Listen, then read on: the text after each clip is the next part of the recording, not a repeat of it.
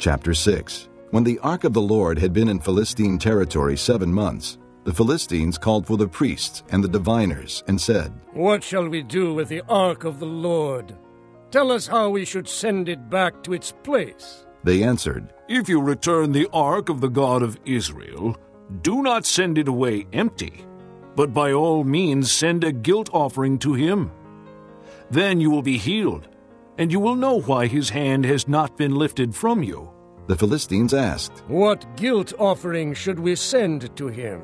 They replied, 5 gold tumors and 5 gold rats, according to the number of the Philistine rulers, because the same plague has struck both you and your rulers.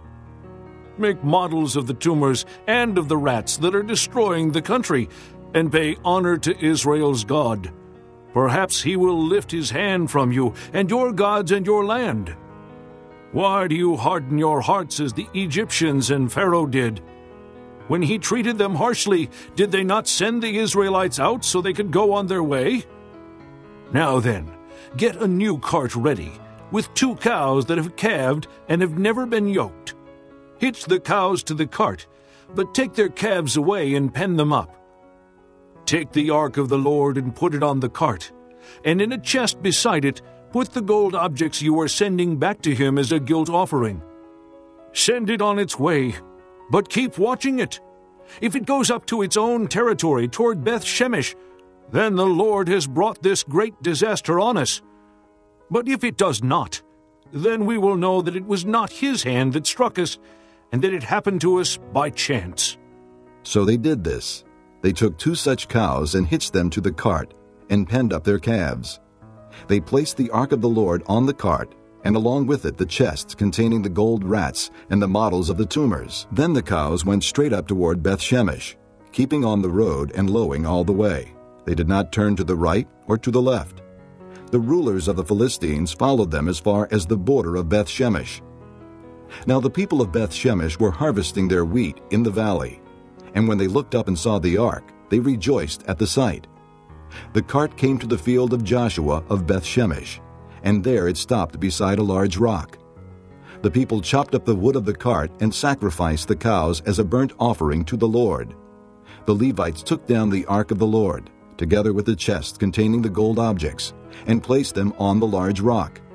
On that day the people of Beth-Shemesh offered burnt offerings and made sacrifices to the Lord. The 5 rulers of the Philistines saw all this, and then returned that same day to Ekron. These are the gold tumors the Philistines sent as a guilt offering to the Lord, 1 each for Ashdod, Gaza, Ashkelon, Gath, and Ekron. And the number of the gold rats was according to the number of Philistine towns belonging to the 5 rulers, the fortified towns with their country villages. The large rock on which they set the ark of the Lord is a witness to this day in the field of Joshua of Beth-Shemesh. But God struck down some of the men of Beth-Shemesh, putting 70 of them to death because they had looked into the ark of the Lord. The people mourned because of the heavy blow the Lord had dealt them. And the men of Beth-Shemesh asked, "Who can stand in the presence of the Lord, this holy God? To whom will the ark go up from here?" Then they sent messengers to the people of Kiriath-Jearim, saying, "The Philistines have returned the ark of the Lord. Come down and take it up to your place." Chapter 7. So the men of Kiriath-Jearim came and took up the ark of the Lord. They took it to Abinadab's house on the hill, and consecrated Eleazar his son to guard the ark of the Lord. It was a long time, 20 years in all, that the ark remained at Kiriath-Jearim, and all the people of Israel mourned and sought after the Lord. And Samuel said to the whole house of Israel, "If you are returning to the Lord with all your hearts, then rid yourselves of the foreign gods and the Ashtoreths, and commit yourselves to the Lord, and serve him only. And he will deliver you out of the hand of the Philistines." So the Israelites put away their Baals and Ashtoreths, and served the Lord only. Then Samuel said, "Assemble all Israel at Mizpah, and I will intercede with the Lord for you." When they had assembled at Mizpah, they drew water and poured it out before the Lord. On that day they fasted, and there they confessed, "We have sinned against the Lord." And Samuel was leader of Israel at Mizpah. When the Philistines heard that Israel had assembled at Mizpah, the rulers of the Philistines came up to attack them. And when the Israelites heard of it, they were afraid because of the Philistines. They said to Samuel, "Do not stop crying out to the Lord our God for us, that he may rescue us from the hand of the Philistines." Then Samuel took a suckling lamb and offered it up as a whole burnt offering to the Lord. He cried out to the Lord on Israel's behalf, and the Lord answered him. While Samuel was sacrificing the burnt offering, the Philistines drew near to engage Israel in battle. But that day the Lord thundered with loud thunder against the Philistines and threw them into such a panic that they were routed before the Israelites. The men of Israel rushed out of Mizpah and pursued the Philistines, slaughtering them along the way to a point below Beth-kar. Then Samuel took a stone and set it up between Mizpah and Shen. He named it Ebenezer, saying, "Thus far has the Lord helped us." So the Philistines were subdued and did not invade Israelite territory again. Throughout Samuel's lifetime, the hand of the Lord was against the Philistines. The towns from Ekron to Gath that the Philistines had captured from Israel were restored to her, and Israel delivered the neighboring territory from the power of the Philistines. And there was peace between Israel and the Amorites. Samuel continued as judge over Israel all the days of his life. From year to year, he went on a circuit from Bethel to Gilgal to Mizpah, judging Israel in all those places. But he always went back to Ramah, where his home was, and there he also judged Israel. And he built an altar there to the Lord. Chapter 8. When Samuel grew old, he appointed his sons as judges for Israel. The name of his firstborn was Joel, and the name of his second was Abijah, and they served at Beersheba. But his sons did not walk in his ways. They turned aside after dishonest gain and accepted bribes and perverted justice. So all the elders of Israel gathered together and came to Samuel at Ramah. They said to him, "You are old, and your sons do not walk in your ways. Now appoint a king to lead us, such as all the other nations have."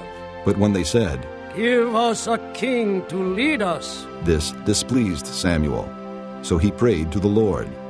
And the Lord told him, "Listen to all that the people are saying to you.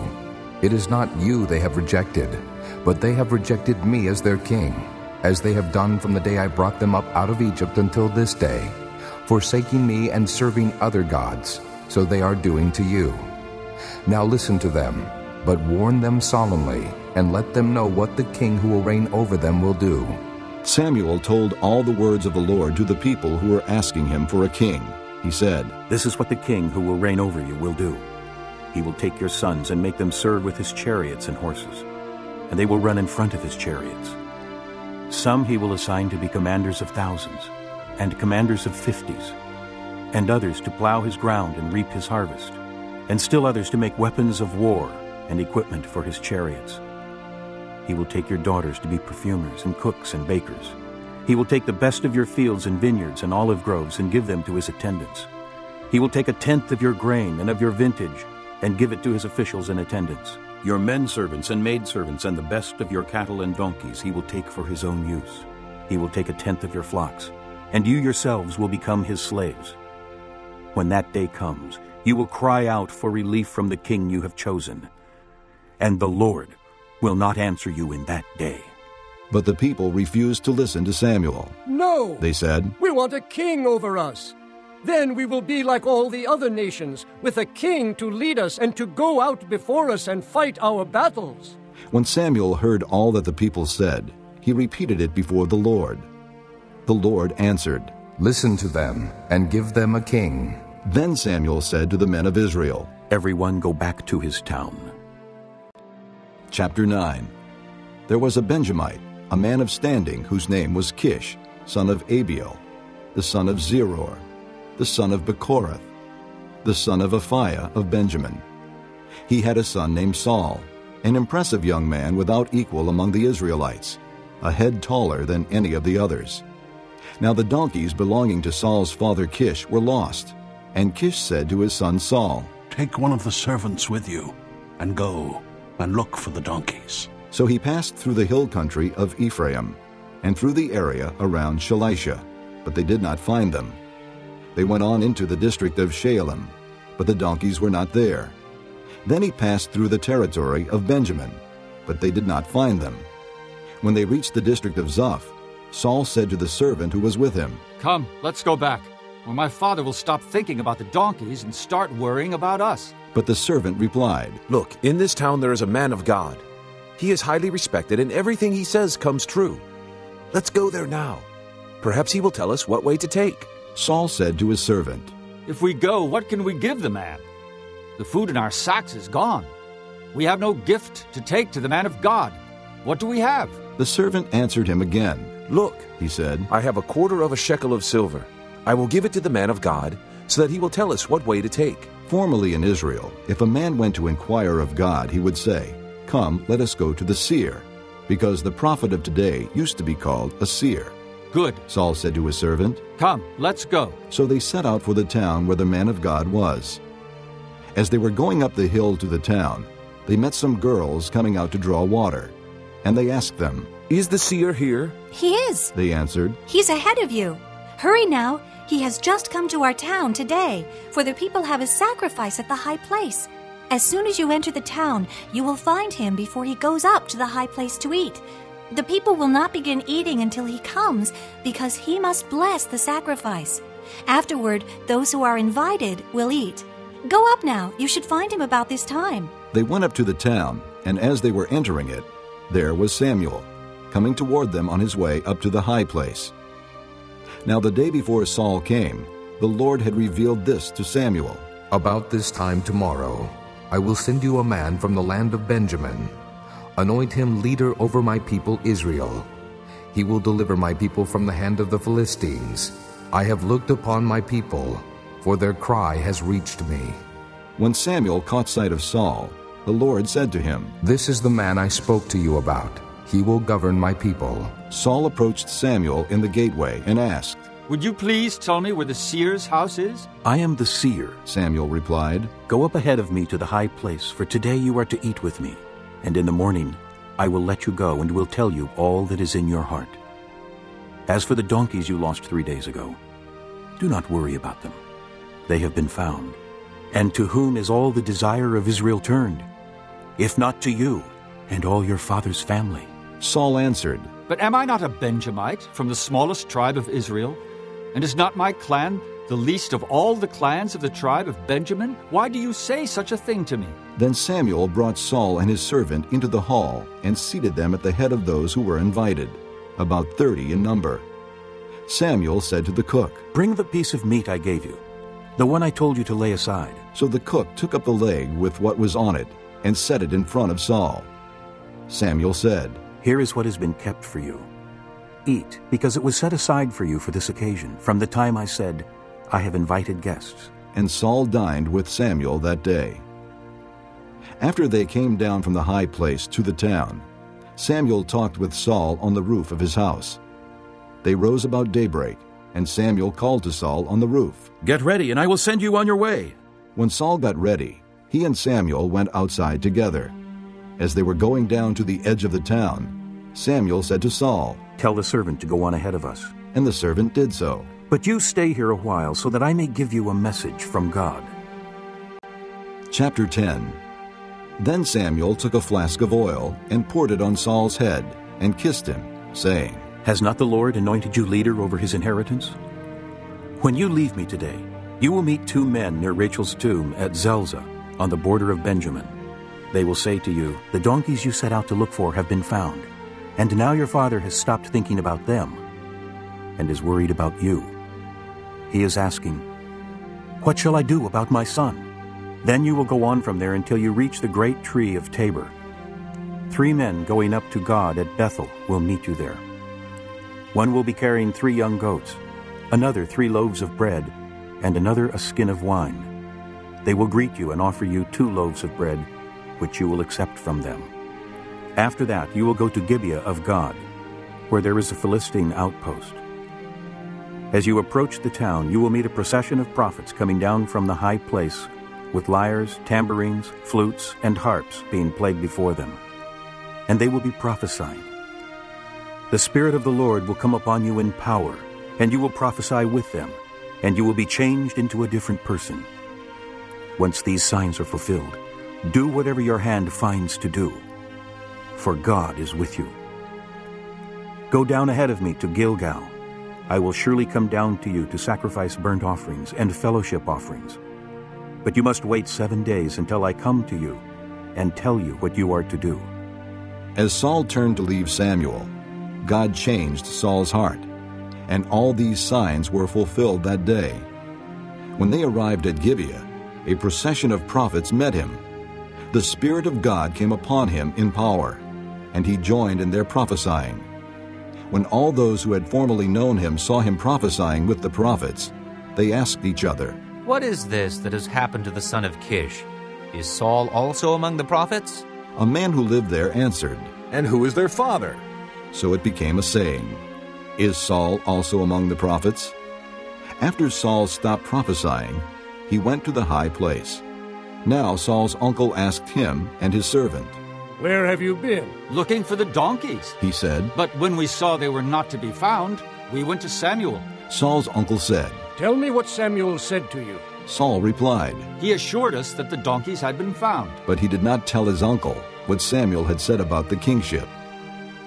Samuel summoned the people of Israel to the Lord at Mizpah and said to them, "This is what the Lord, the God of Israel, says.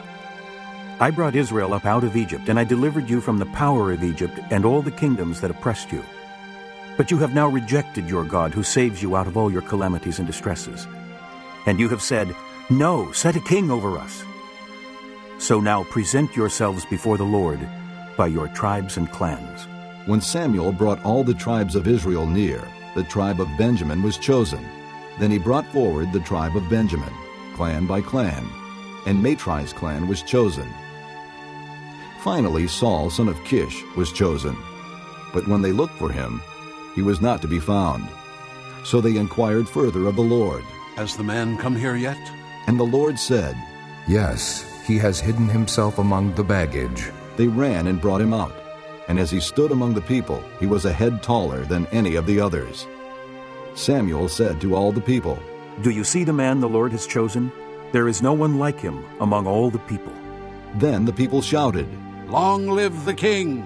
Samuel explained to the people the regulations of the kingship. He wrote them down on a scroll and deposited it before the Lord. Then Samuel dismissed the people, each to his own home. Saul also went to his home in Gibeah, accompanied by valiant men whose hearts God had touched. But some troublemakers said, "How can this fellow save us?" They despised him and brought him no gifts. But Saul kept silent.